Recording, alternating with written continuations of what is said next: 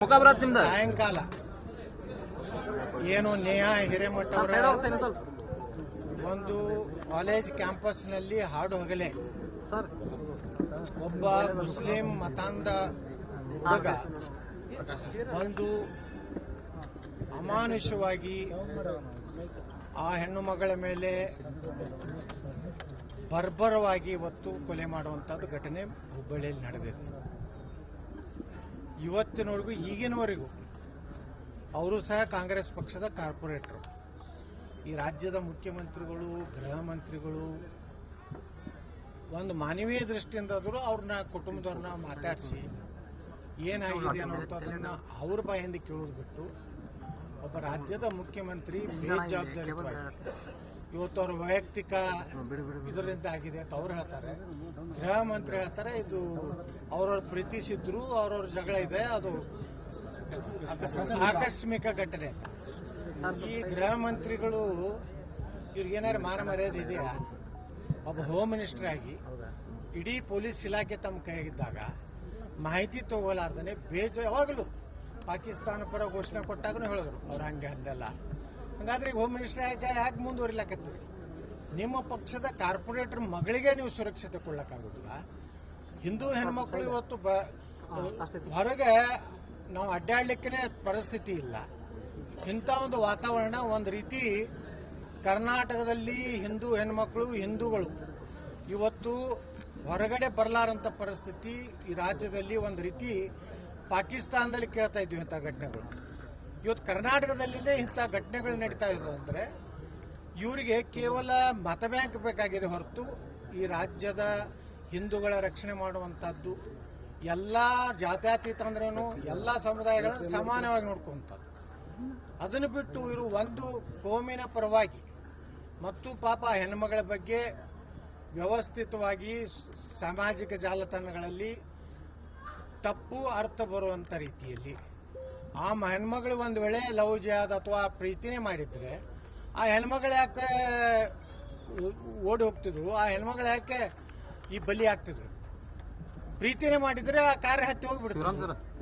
ಇವ್ರಿಗೇನು ಮಾನ ಮರ್ಯಾದೆ ಇದೆಯಾ? ಈ ರೀತಿ ಇವರು ಕಾಂಗ್ರೆಸ್ನವರು ಹೇಳ್ತಾ ಇದ್ದಾರೆ ನೋಡ್ರಿ. ಈ ರೀತಿ ಆದರೆ ಇದು ರಕ್ಷಣೆ ಮಾಡಿರೋರು ಕರ್ನಾಟಕದಲ್ಲಿ ಇವತ್ತು ನೋಡ್ರಿ, ಯಾರೋ ಅವರು ನರೇಂದ್ರ ಮೋದಿ ಹಾಡ ಬರೆದಿದ್ದಕ್ಕೆ ಅವನ ಮೇಲೆ ಅತ್ಯಾಚಾರ ನಿರಂತರವಾಗಿ ನಡೆದ್ಬಿಟ್ಟಿದೆ. ನಾ ರಾಜ್ಯದ ಮುಖ್ಯಮಂತ್ರಿಗಳಿಗೆ ಹೇಳ್ತೀನಿ, ನಿಮಗೆ ಮಾನ ಮರ್ಯಾದೆ ಏನಾರು ಇದ್ರೆ ಏನು ಪೂರ್ಣ ಪ್ರಮಾಣದ ಎನ್ಕ್ವೈರಿ ಮಾಡಬೇಕು. ನಿಮ್ಗೆ ತಾಕತ್ತಿದ್ರೆ ಎನ್ಕೌಂಟರ್ ಮಾಡ್ರಿ ಅಂತವ್ರು. ಮಾಡದೇ ಇದ್ರೆ ನೀವು ಮುಖ್ಯಮಂತ್ರಿಯಾಗಿ ಈ ರಾಜ್ಯದಲ್ಲಿ ಇರಲಿಕ್ಕೆ ನೀವು ಅರ್ಹತೆ ಇಲ್ಲ ಅನ್ನುವಂಥದ್ದು ಮಾತು ಹೇಳ್ತೀನಿ. ನಾವು ಹೇಳಿದ್ದೀವಿ, ನಾವು ಮಹೇಶ್ ತೆಂಗಿನಕಾಯಿ ಅವ್ರ ಮಾನ್ಯ ಶಾಸಕರು, ಅವ್ರ ಜೊತೆಗೆ ಕಾನೂನು ಹೋರಾಟದಲ್ಲಿ ನಾವು ಎಲ್ಲ ರೀತಿಯವ್ರ ಸಹಕಾರ ಕೊಡ್ತೀವಿ. ಈ ರೀತಿ ಘಟನೆ ಆದ್ರೆ ಇನ್ನೇನು ಹಿಂದೂಗಳು ತಮ್ಮ ರಕ್ಷಣೆಗಾಗಿ ಅವರು ಏನು ಹೊರಗೆ ಬರಬೇಕಾ? ಅವರು ಆಯುಧಗಳನ್ನು ಇಟ್ಕೊಂಡು ಅಡ್ಡಾಡ್ಬೇಕಾ? ಇನ್ನು ಹಿಂದೂಗಳು ಹೇಳಿಬಿಡಿ, ನಮ್ಮ ರಕ್ಷಣೆ ನಾವು ಮಾಡ್ಕೋತೀವಿ. ನಿಮಗೆ ಸರ್ಕಾರಕ್ಕೆ ಆಗಲಿಲ್ಲ ಅಂದರೆ ಅವರು ಗಾಂಜಾ ಸೇರಿ ಗಾಂಜಾ ಇದರಲ್ಲಿ ಬಂದು ಇಂಥ ಘಟನೆಗಳನ್ನು ಮಾಡ್ತಾ ಇದ್ದಾರೆ, ಪೊಲೀಸರಿಗೆ ಬೆದರಿಸ್ತಾ ಇದ್ದಾರೆ. ಒಬ್ಬ ಪೊಲೀಸ್ ಗಾಂಜಾ ಸೇರೋದನ್ನ ಹಿಡಿದ್ರೆ ಏಲ ನಿನ್ನ ಮನೆ ನೋಡಿ ನಾನು ನೋಡ್ಕೋತೀನಿ ಅನ್ನೋಷ್ಟು ಮುಸ್ಲಿಮರಿಗೆ ಇವತ್ತು ರಾಜ್ಯದಲ್ಲಿ ಧೈರ್ಯ ಬಂದಿದೆ. ಇದು ಕೇವಲ ಈ ಕಾಂಗ್ರೆಸ್ ಸರ್ಕಾರದ ಒಂದು ತುಷ್ಟೀಕರಣ ಅನ್ನುವಂಥದ್ದು ಹೇಳಕ್ ಬಯಸ್ತಾ ಇದ್ದೀನಿ.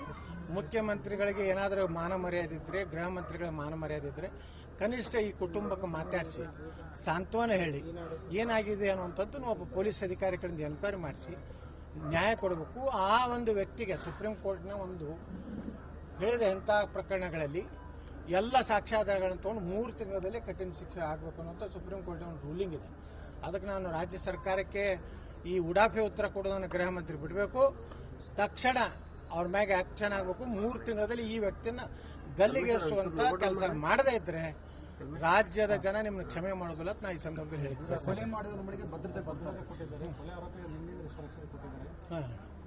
ಮಾನ ಮರ್ಯಾದೆ ಇದ್ರೆ ಅವನ ಮನೆಗೆ ಯಾಕೆ ಭದ್ರತೆ ಕೊಡಬೇಕು?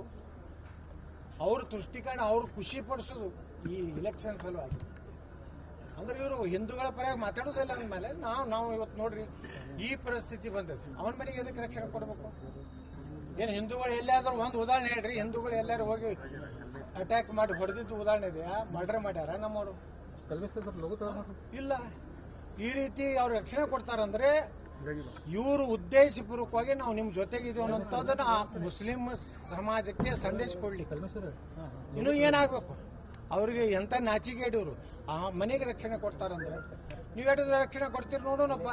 ಇನ್ನು ಮುಂದೆ ಇಂಥ ಘಟನೆ ಆದ್ರಂದ್ರೆ ನಮ್ಮ ಹಿಂದೂಗಳೇ ತಯಾರಾಗಬೇಕಾಗ್ತದೆ. ಮಾಡಬೇಕು. ಈ ಸರ್ಕಾರದ ದಮ್ಮಿಲ್ಲ. ಈ ಸರ್ಕಾರ ಅವರ ಇದ್ರದ್ದು ಕೆಳಗಿದೆ. ಇವೆಲ್ಲ ಮಾನ ಮರ್ಯಾದೆ ಬಿಟ್ಬಿಟ್ಟಾರೆ. ಅದೇ ಸಿದ್ದರಾಮಯ್ಯ ಮನೆಯಾಗ ಇದಾಗಿದ್ರೆ ಅದೇ ಈ ನಮ್ಮ ಏನು ಸಂತೋಷ್ ಲಾಡ್ ದೊಡ್ಡ ದೊಡ್ಡ ಮಾತು ಹೇಳ್ತಾರೆ ಅವನ ಮನೆಯಾಗಿದ್ರೆ ಸುಮ್ಮನೆ ಕೊಡ್ತಿದ್ದ. ಒಬ್ಬ ಮರಾಠ ಆಗಿ ಸುಮ್ಕೊಂಡಿರ್ತದ ಸ್ವಾಭಿಮಾನದಿಂದ ತನ್ನ ಮಗಳ ಮ್ಯಾಗ ಆದಂಥದ್ದನ್ನು ಕೇಳ್ತಿದ್ದಿಲ್ಲ. ಅದೇ ರೀತಿ ಈ ರೀತಿ ಮಾತಾಡಬಾರ್ದು. ಬೇಜವಾಬ್ದಾರಿತ್ವವಾಗಿ ನೀವು ಹಿಂಗೆ ಮಾತಾಡಿದ್ರೆ ಅಂದ್ರೇನು ಇಲ್ಲಿ ಹಿಂದೂಗಳ ರಕ್ಷಣೆ ಇಲ್ಲ. ಅವು ಗೃಹ ಮಂತ್ರಿ ಮನೆಗಾಗಿದ್ರೆ ಏನ್ ಮಾಡ್ತಿದ್ರಿಪ್ಪ? ಇಲ್ಲ ಅದೊಂದು ಘಟನೆ, ವೈಯಕ್ತಿಕ ಘಟನೆ ಅಂದ್ರೆ ಎಲ್ಲ ವೈಯಕ್ತಿಕ ಘಟನೆ ಆದ್ರೆ ಮತ್ತೆ ಸರ್ಕಾರದ ಕೆಲಸ ಏನು ಅಂದ್ರೆ ವೈಯಕ್ತಿಕ ಘಟನೆ ಅಂದ್ರೆ ಇಡೀ ಕೇಸನ್ನು ಮುಚ್ಚಿ ಹಾಕೋದಾ? ಇದೇ ನಾವು ಪ್ರಶ್ನೆ ಮಾಡೋದು. ಈಗ ನೋಡಿ, ಈಗ ಅಧಿವೇಶನ ಇಲ್ಲ, ನಾಳೆ ಅಧಿವೇಶನ ಬರಲಿ. ನಾವು ಮಹೇಶ್ ತೆಂಗಿನಕಾಯಿ ಅವರು ಗಟ್ಟಿಯಾಗಿ ನಿಂತು ಇಂಥವೇನು ಘಟನೆಗಳು ಕರ್ನಾಟಕದಲ್ಲಿ ಆಗ್ತಾಯಿದ್ದು ಇವತ್ತ ಅಲ್ಪಸಂಖ್ಯಾತರ ರಕ್ಷಣೆ ಸಲುವಾಗಿ ವಿಶೇಷ ಕಾನೂನು ತರ್ತೀನತ್ತಾರೆ ಈ ದೇಶನಾಗ. ಅಲ್ಪಸಂಖ್ಯಾತರು ಅವರ ಮ್ಯಾನಿಫೆಸ್ಟೋದಲ್ಲಿ ಹೇಳ್ತಾರೆ, ಪ್ರಣಾಳಿಕೆಯಲ್ಲಿ ಏನು ಹೇಳ್ತಾರೆ, ಅಲ್ಪಸಂಖ್ಯಾತರ ರಕ್ಷಣೆಗಾಗಿ ವಿಶೇಷ ಕಾನೂನು ನಾವು ಈ ದೇಶದಲ್ಲಿ ತರ್ತೀವತ್ತ. ಮತ್ತು ಹಿಂದೂಗಳ ರಕ್ಷಣೆಗೆ ಯಾರು ಬರೋರಿ ಅಂದ್ರೆ ಅವ್ರು ಆರ್ಟಿಕಲ್ 3 ಕಾಶ್ಮೀರದಾಯ್ತು. ಇಡೀ ಇಂಡಿಯಾದಾಗ ಮತ್ತೊಂದು ಹೆಂಗೆ ನಮ್ಮ ದಲಿತರ ಮೇಲೆ ಅನ್ಯಾಯ ಆಯ್ತಂದ್ರೆ ಅವ್ರಿಗೆ ಸಾವಿರಾರು ವರ್ಷದ ದಲಿತರ ಮೇಲೆ ದೌರ್ಜನ್ಯ ಆಗೈತಿ. ಅಂಬೇಡ್ಕರ್ ಅದು ಕೊಟ್ಟಾರ, ನಾವು ಒಪ್ತೀವಿ, ಅದಾಗಿದ್ದು ಸತ್ಯ. ಅದರಿಂದ ಮುಕ್ತ ಆಗ್ಬೇಕು ಆ ಸಮಾಜ. ನಮ್ಮ ಸಮಾಜದ ಒಂದು ಇದ್ರಾಗ ಬರ್ಬೇಕು ಅನ್ನೋದು. ಇವ್ರಿಗೇನು ರಕ್ಷಣೆ ಕೊಡ್ತೀರಿ ನೀವು? ಮಾಡೋರೆಲ್ಲ ಕೊಲೆ ಮಾಡೋರು ಅವರೇ, ಅವ್ರಿಗೆ ರಕ್ಷಣೆ ಕೊಡ್ತೀರಿ? ಈ ಕಾನೂನು ಮಾಡಿ. ಈಗ ರಾಜಕೀಯ ಏನೈತ್ರಿ ಇದ್ರೊಳಗ? ಮನುಷ್ಯ ತಿನ್ನೋದು ರೊಟ್ಟಿನೇ ಬಿಟ್ಟು ಬರೀ ರಾಜಕೀಯ ಮಾಡೋದು. ಮುಂಜಾನೆ ಹೊತ್ತು ಹೊಂಟ್ರೆ ರಾಜಕೀಯ ಇರ್ತೈತೇನ್ರಿ? ಅವ್ರ ಮಾನ ಮರ್ಯಾದಿಲ್ಲ. ಯಾರು ರಾಜಕೀಯ ತತ್ತಾರಲ್ಲ ಅವ್ರ ಮನ್ಯಾಗ ಆಗಿತ್ತಂದ್ರೆ ಅವಾಗ ಏನ್ ಹೇಳ್ತಿದ್ರು, ಯಾರ್ದೋ ಮನ್ಯಾಗ ಆಗೈತಿ ಇವ್ರು ಮಾತಾಡ್ಲಕತ್ತಾರ ರಾಜಕೀಯ.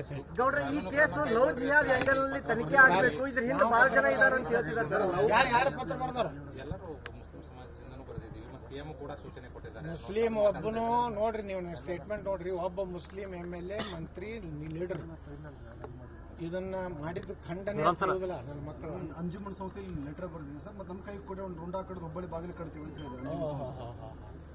ಹೋಗಿ ಕಡಿ ಅಂತ ಹೇಳ್ರ ಅವ್ರ ಮನ್ಯಾಗ ಇದ್ರ ಅಲ್ಲಿ ಜೈಲ್ನಾಗಿದ್ರು ಕಡಿ. ಹೆಂಗೆ ಲವ್ ಜಿಹಾದ್ ಆಗ್ತೈತ್ರಿ? ಲವ್ ಜಿಹಾದ್ ಯಾವಾಗ ಆಗ್ತದ? ಆ ಮನೆ ಗದಗ್ನಾಗ ಆಯ್ತಲ್ಲ, ಆ ಹೆಣ್ಮಗಳು ಆಸಿಡ್ ಹೋಗಿದ್ರಲ್ಲ ಹೆಣ್ಮಗಳದು, ಅದು ಲವ್ ಮಾಡಿ ಲಗ್ನ ಆಗಿ ಏನಾರೇ ಟ್ರ್ಯಾಪ್ ಅಲ್ಲ. ಟ್ರ್ಯಾಪ್ ಮಾಡಿದ್ರೆ ಹೆಣ್ಮಗಳು ಕಾರ್ನಾಗ ಹತ್ತಿ ಹೋಗ್ತಿದ್ರು.